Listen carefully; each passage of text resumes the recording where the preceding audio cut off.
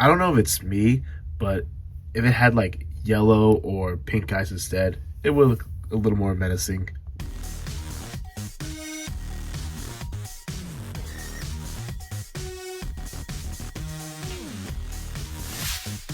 How's it going, guys? It is Plastic Disasta back with another lazy review, and today we are going to take a look at the HD Gundam build Metaverse Gundam Amazing Barbatos Lupus.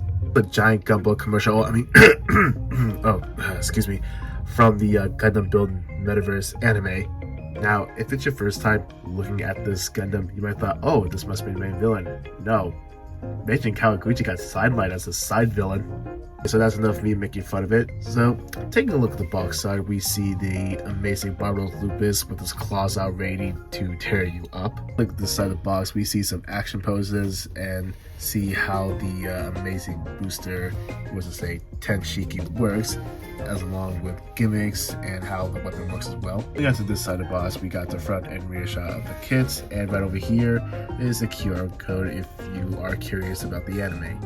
So, cracking open the box, we got 4 bags of runners and a manual. So, take a look at the manual. Usually, high-grade manuals are folded up, but this, look at that, it's a booklet because it's got a little staple on it. And looking at the cover, we have a familiar box art. Moving on down, we got some information on the Gundam and the pilot, or should I say, builder. And if you guys want to read the information, feel free to pause and do so. And checking the parts list, looks like we're gonna have a few leftover parts. And what I forgot to mention earlier is that this is the same base kit as the high-grade IBO Barbatos Lupus Gundam. So check out that review if you want to see me go into detail, because in this review I'm just gonna skip over a few things and just go over what's different. Moving on to the back of the manual, just show you how you pose the kit, a lesson from Mr. Rao, and a color guide if you're planning on painting it. Starting off with runner A. Now, if you build a bunch of IBO Gundam kits, you know that this is kind of their go-to inner frame. Runner B is going to be a multi-colored runner. We got a big chunk of gray, some yellow, and dark blue. And if you haven't noticed, it is the same runner from the HG Barbatos Lupus. The C is going to be all red parts, and if you have a very sharp eye, again, this is the same runner from the HG Barbatos Lupus. Moving on to the new parts, runners D1 and D2 are going to be the gray parts. D2 is going to have this chunk of runner, D1 is going to have this one, and they both going to share this chunk of a runner. E1 and E2 are going to round up the red parts. They're going to share this chunk of a runner. E2 is going to have this part, while E1 is going to have this part of the runner. F1 and F2 are going to be the white parts. They're going to share this chunk of runner, and this belongs to F1, this belongs to F2. Runner G is going to be the dark blue parts. Finally, to round things up, we got a small polycount runner, bendable wire, marking sticker, and something that's always nice, a little stand. That's going to be it for the unboxing portion of the video. It's always nice to go back and build the same kit again. Well, sort of.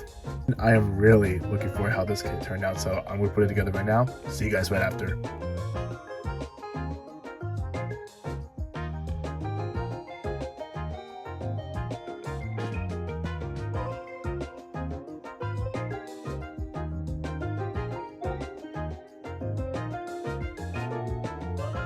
Okay, and here's the kit all put together. Now you might be asking, hey, why don't you show the bare plastic?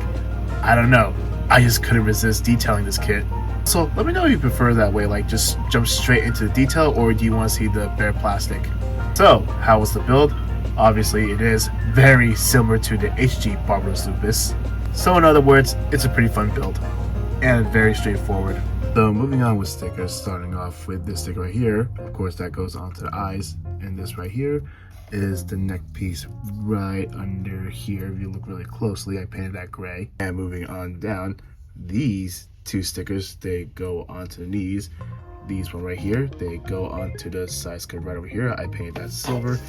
And these 2 right here, they go onto the back of the side skirt, but I already painted those silver.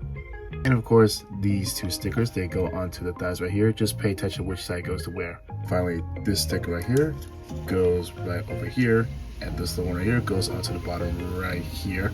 Alright, so before we jump on the accessories, you might be asking, well, do you have the parts to make the original Lupus? You got the original backpack along with its gimmicks. You got the original V-fin, and you got the original shoulders, 2 of them of course, and the original neck piece. And to answer your question, yeah, I think so. And I forgot this little piece as well, and if I remember correctly, I believe this is an action-based connector, but in the manual this was crossed out. Alright, now we're moving on to accessories. So starting off with the old accessories, of course you already got the 2 of the weapon holding hands, and you got 2 other weapon holding hands, but this time it's an angle, and the sword base. Now moving on to something new. First off, we got the amazing maze. I mean, it looks more like a lance to me. You got the secondary handle, which can swing forwards and backwards. Now, I believe that if you want to do like a little firing mode, you have to pull this off and then twist it. And you might be wondering, well, what's so different? Well, you have to look really closely, like the little tiny barrels. That's when the secondary handle comes to play. And finally, the main star of the show, the amazing booster Tenshiki. Now, what makes this so special is that this can be used in different ways, besides being a backpack, because these pegs plug into here. And this thing does have quite a bit of articulation, so let's go through that first before we move on how we can use this. So right here, we have a tight ball joint. This can move down and up, and this right here can do like almost like a chicken action. And don't play with it too much. This right here is on a ball joint. You can extend outward, and it can move up and down. Now on my copy it's a little floppy. Hopefully your guys' doesn't have the same issue like I'd have. Of course, this little thing right here can move. Moving on down, these are on a ball joint, and moving on down here it can rotate, and these little claws can move down and up. And in case you haven't noticed, it almost looks like that one mobile armor from Iron Blooded Orphan Season 2, and I think that's the point of it. Here's what it looks like with this arm cannon claw thing. I don't know the official name. Basically, to attach it, you just have to slide this part, put it underneath the arm, make sure this goes underneath the hand, and then you just slide back on, and that is what you get. Now for the next one, you're gonna bring the bending wire, and to do that, you're gonna have to pull this piece out. Here's what it looks like when you attach both ends to the wire, but the problem is that, yeah, it doesn't have the strongest connection.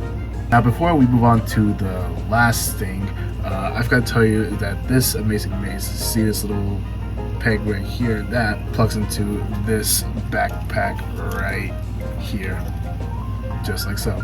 So moving on to the last thing, called the amazing Iron Blood. First, you want to adjust your backpack like this, and you might want to pop off this little piece for the ball joint. Before I attach this, you want to make sure that this is aligned correctly, like these little 4 stripes face up, so you could attach it like that and bring back this.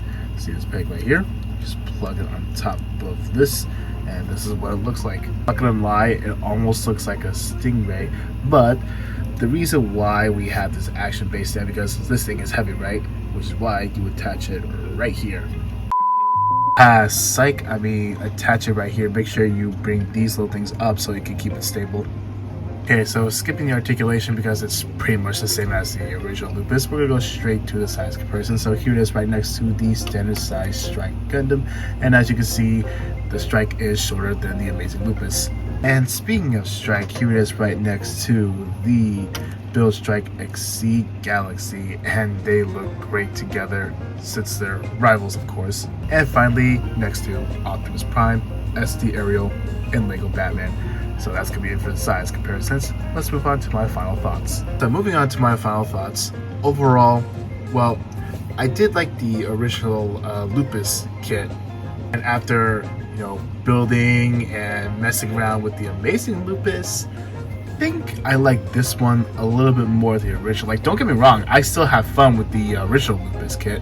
Look, I know it's gonna sound mean because the original Lupus kit doesn't have a lot of accessories versus the amazing Lupus. Well, you guys know where I'm heading at. I mean, hey, even if you already have the original Lupus, you can buy this kit and do some kit bashing and have fun with it. In the end, if you already own the original Lupus kit and you liked it, you might like this one just as, or maybe a bit more. Okay, so that's gonna be it for the lazy review. I want to say thank you guys so much for watching. If you guys are new here, you want to see more content like this, be sure to subscribe. Questions, concerns, comment down below. See you guys in the next video. Just a quick little bonus segment. Let's say you want to give this guy just a little more firepower. Well, that's when this little sucker comes into play from the HG IBO set 7, if I remember. There you go. Now it feels more complete.